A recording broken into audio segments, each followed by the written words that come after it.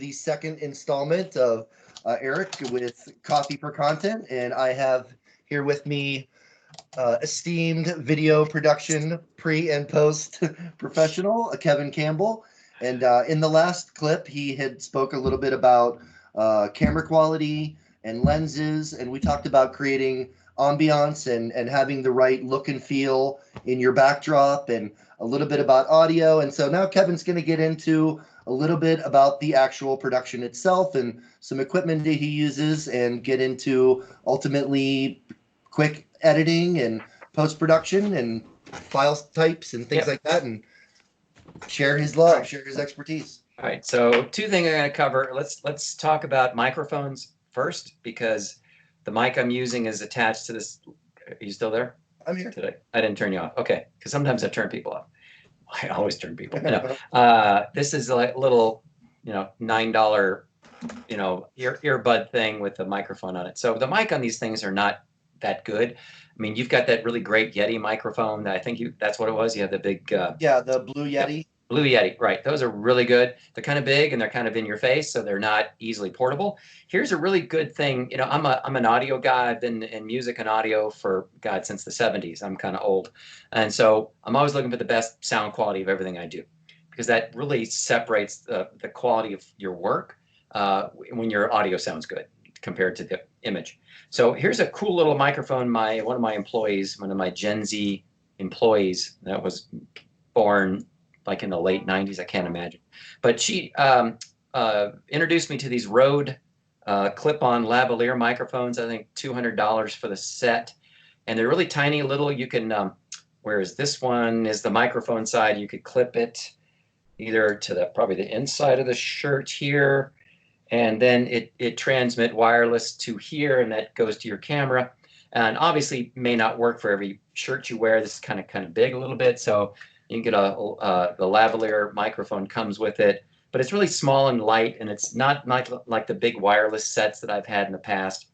So I highly recommend these RODE wireless mic sets. Really easy to use and operate. Okay, all right, this next thing I'm going to talk about is your lighting. So this is what's called a ring light, and this is the secret of the makeup experts on YouTube. You ever watch? If you have wives, daughters, kids that are into people who do makeup on YouTube, they will often be using what's called a ring light. And the ring light is a light in a ring. Imagine that. Okay. So the beauty of this is, you pretty much, this is kind of bright and it's a little close, but essentially you would be, I'm going to mount it here. My cord will let me. These, you can get them with a cord or battery operated. And so it's the exposures are not quite right here, but let me turn it down. All right, turn this way down. Okay, so I'm gonna bring it doing, and what it's doing, it's shining off my bald face, but it's a nice even up exposure around the face. And like I said, the makeup girls are using this all the time. And so I bought one. It's a little bit big, but the beauty of the ring light is they're maybe $100, $120, and it's got a little clip here, and you can mount. And it comes with an iPhone mount, and you clip your iPhone there. And the cool thing with an iPhone, here's an app I'm going to recommend. There's a teleprompter application you can get for your iPhone or your iPad or your tablet or whatever. And it allows you type in the script you want, and you have it right here, and you record and watch the phone and your teleprompter script, so you don't stumble around and go and ah, not sure what you're talking about. But it'll record, so you can stream Facebook Live or record it onto your phone and have this nice pretty light around that kind of illuminates the face. Obviously the phone is not going to see this ring light. I mean, you see it now because I'm a different camera, but that mounts there. It comes with a stand. It's got a battery mount thing, or you can plug it into the wall. It's like I said, for $100, $120, you got a really pretty light. It's really the only light you need, and a place to mount your recording device that you probably already own. And let me grab my, hold on, let me grab something real quick. All right. So I have kind of this is from my big TV camera back there, but I use a application in the iPad. That's a teleprompter application. And it's called, let me tell you what the name is so you can go get it pretty easily. me back up out of here. And this is called Prompt Smart. So you can get that and just go to Apple Application Store or Google, what is it? The Google Play? Is that Play Store? Yeah, Play Store. Prompt Smart, and I think it's $20. And it's a great, like I said, it's either for your tablet or for your phone, and just put your tablet right there and read your teleprompter and record your stuff. So it's pretty cool. So let me turn that off because I feel kind of weird with it from me. Highly recommend that. And in fact, I was talking to one of my client friends today who was asking me this exact same question. I said, it's go to Amazon. I think the brand is called Neewer, Neewer, Neewer, and super easy to use. But like I said, if you go on YouTube, everybody with a pretty face on YouTube is going to be using a ring light. Yeah. Does it give off any heat? No. The cool thing about the ring light is these are LED lights. So literally, I mean, there's no heat at all. You could, put it on your face all day, and you're not going to hurt yourself. So don't worry about that. I'm sorry. That's part of the show. Trust me, I'll wind up doing way weirder stuff than that. I hope so. But definitely get a good microphone, get the ring light. As far as editing applications, in my world, I use the higher end thing from Adobe Creative Cloud, Adobe Premiere, which is kind of expensive and it's a little hard to get used to using. So there's simpler ones out there. I think I have friends that use Windows Movie Maker. If you have a Windows machine, Movie Maker. If you're on a Macintosh, iMovie is probably the easiest thing to use, and I don't know, it's a $40 or $60 application or something. It's really inexpensive. If there's another even cheaper one called Movavi video editor. I haven't used it, but $25. So you could very little bit of money. You can get a decent editing system for your laptop or your, iMovie works on a phone or a tablet. So you don't have to, really spend a ton of money. You're not making Academy Award winning, multiple exposure stuff. You don't need all that stuff. You need something that's going to enable to put shots together, maybe put some titles in, maybe a cutaway or to something you found, and that's about it. I wouldn't go crazy on it. Keep it simple. Awesome. And as far as if you want to do any kind of logos, honestly, unless you're really good with some of the software to create like logos and stuff, go to Fiverr. I think it's great. Fiverr's awesome. Just go to Fiverr.com. If you're not familiar with it, Fiverr.com. There's all these wonderful artists out there who are all over the world, and for $20-$30, they'll make a nice moving graphic thing with your logo in it, even design your logo for you, and you can put it at the tail end of your videos. If you don't want to edit, you can find editors on Fiverr who are, like I said, they're could be college students or somebody in Pakistan that speaks English, and they can do it for you really inexpensive. And you'd be surprised what you can get on Fiverr. But I've used Fiverr in the past so many times for logos, for banner ads. Yeah. I just had my profile pic of myself turned into a Lego head, which is pretty cool. It was like $12 from some young lady that did it out of Scotland. Yeah. And it was 3 days. She gave me 3 revisions, and I loved it. Yeah. So yes, big fan of Fiverr. Yeah. So don't be afraid to use an inexpensive thing. They charge what they want to charge. So you either pick the price or don't pick the price. But quality, I found it be pretty good. I wouldn't, if I've used it and I'm a professional, I've been doing this for 40 years, and I say go to Fiverr, it's good advice. I would at least pay a visit and see what they have. Cool. So you talked about logos, and you talked about some basic graphics and things like that. So so you have a raw video. Let's say I push stop record on this. It's gonna come up into my downloads folder. It's with some kind of randomly populated title name, and then I'll change it to Eric Kevin Part 1 and or Part 2, and then so I've got this file. And I want to put the logo at the end, or I want to put the logo at the beginning, or I want to have copyforcontent.com come up in a lower third with some basic graphics. How do I tackle that? Well, that's a couple of different things. So you want to put a lower third on your video, like your title? Like you were bringing up a couple of different recommended sites, like Fiverr or like the prompt, smart prompt or prompt smart, or some of these other things that you had mentioned before. If you wanted to have like a 2-3 second, like when I say lower third, you know what I mean, like where the domain name is just listed at the bottom. Right. So it's not, I'm not saying a call to action, but it just puts it there in your face. Put it right there on the bottom there. Yeah, exactly. So how do you get that into the video? All you have is the raw file, and you don't have Photoshop. I'm on a PC. So where do you turn to get that kind of stuff done outside of Fiverr, of course? Well, the easiest thing other than Fiverr is to get some of those editing applications I just mentioned, whether it's going to be Movie Maker or Movavi or whatever. Whatever the cheap one you want to get for your PC. And part of that software is to add the titles wherever you want it. They will have that in the title in the software itself. So you can get your website. I recommend putting it, your website down the lower thirds, like the TV. You watch TV, you see a little logo down there.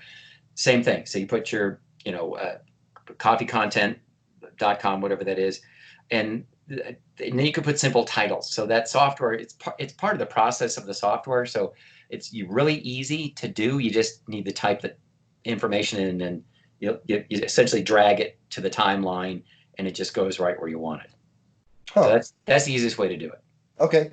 So all of this stuff that Kevin's talking about, I'll have in some kind of article format that will be accompanying this video. So so we have the ambiance, we have a production of some sorts.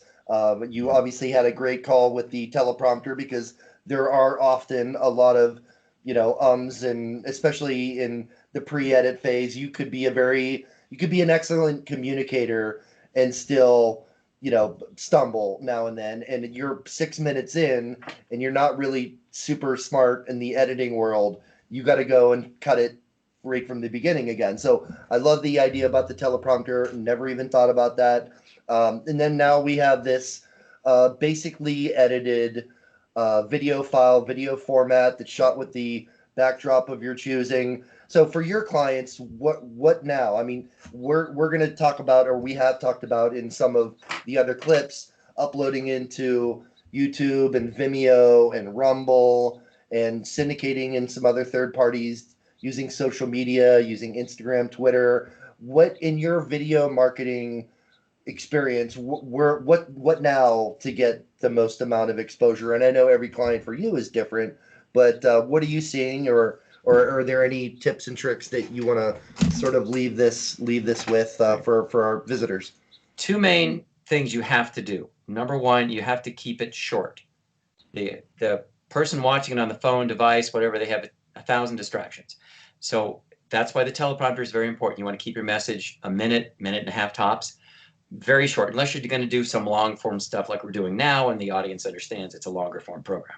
But for marketing purposes, the audience will not tolerate anything dragging on for more than a minute and a half. So very short. So stick with your prompter, get your message decided, go right into that message. Here's what I'm going to show you and why this is important. And don't drag out your introduction. The second thing you can do is to subtitle your videos. This is super important because most of the engagement you're going to have with people, especially younger people, 75% is going to be on a mobile device. So if you don't subtitle, most of the time people watching that mobile device don't have the sound on because maybe they're in the bathroom, maybe they're on a bus. On a bus. Right, exactly. Or they don't have their headset with them. So the sound is not up. And if they don't see a subtitle, they're going to click away because they can't read it. So create the subtitle. There's a bunch of different ways to do subtitles. If you're on YouTube, there is a tool in the YouTube, what is it called? YouTube Studio, where you can add those subtitles for free and automatically, and it's pretty accurate 80% of the time. It's okay. There's another company called rev.com, and they can add subtitles for you for your content. Otherwise, you might have to go into your editing system and add the subtitles there. In LinkedIn, on Instagram, there's a limit, 30-second limit on Instagram for video. Is that the? I'm not sure yet. I haven't. Well, no, actually, I have. But all the videos that I have on Instagram are embeds from YouTube, and Right. but they're over 5 minutes. But I guess if you're to upload a video to Instagram, have not yet done that. I believe, yeah, my friends at Market on Instagram, because it's really popular with young adult women. Instagram, I think maybe has a minute limit on uploads, but that's fine. You should be able to get your message across in a minute, because on Instagram you pretty much just grab their attention and you want to get a call to action to go somewhere else, whether contact by email, go to the website, do something else. Instagram's great for grabbing that really quick attention. But Instagram has the square frame, and the video you're watching right now is kind of the rectangle frame.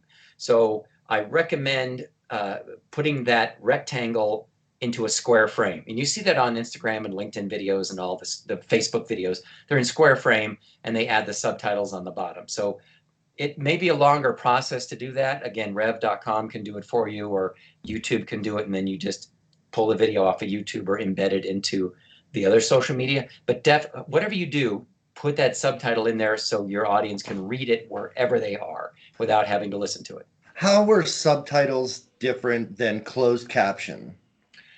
Closed caption is more of a television term, and that's when you watch TV and you turn on the closed caption. That's something provided by the producer through the broadcast system. It's a whole different system. I wouldn't want to get too deep into that, because that's a whole different thing on television. Closed caption on YouTube, that's what I mean by subtitles. You add the closed caption. That's the tool that's in YouTube. Closed caption is that's a broadcast thing. So subtitles, what I mean by the lower third titles that say your voice. And again, that's a YouTube thing, or that would be through adding it when you're editing. Awesome.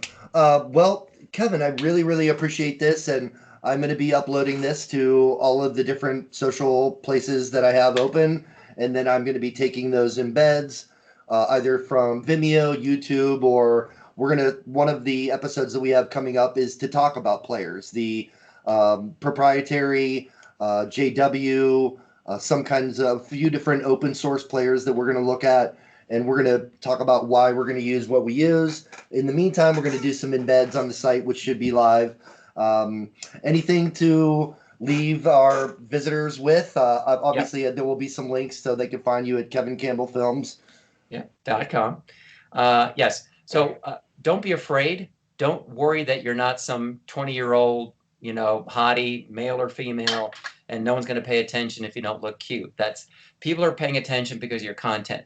They honestly don't care what you look like. So don't be afraid to put yourself out there.